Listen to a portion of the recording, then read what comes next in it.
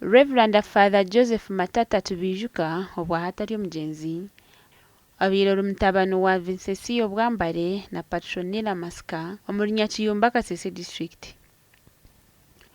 Retired Reverend Francis Kibila or Bishop wa Kasese Diocese kandi obera kurira omukoro gw'okushabira omubiri gw'omugenzi amugambireho nk'omukozi.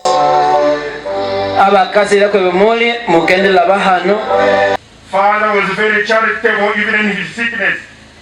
Because sometimes I would hear the people who would be calling him.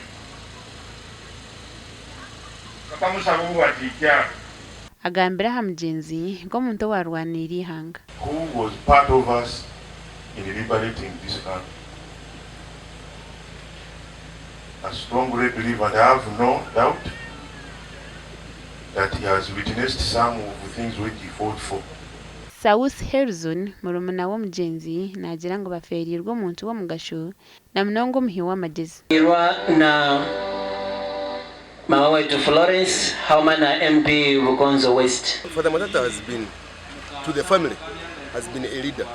He has led several youth into priesthood, and this is exhibited by his area home.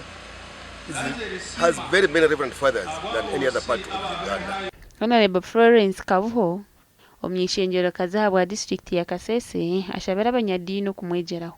Honorable Kabuho agarukire yaterera government omuranga kweregaye katungure by'amagara omu district age. Have well-trained health personnel, but the services we cannot get in Kasese district. If you want a CT scan services, you go to Mbarara or Mulago.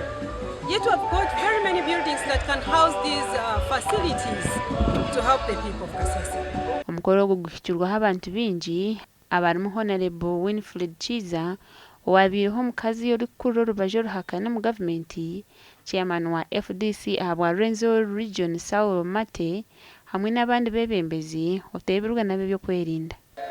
Gashakwa Gilbert Muhanguzo mu Kasese.